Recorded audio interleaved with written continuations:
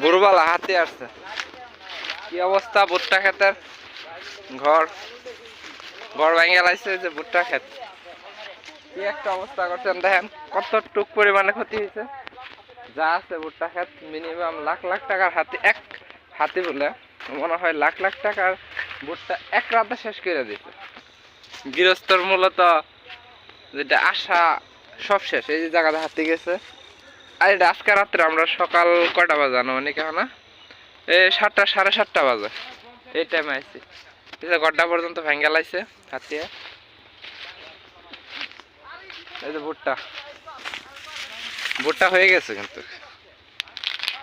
এই যে ভুট্টার ফুল,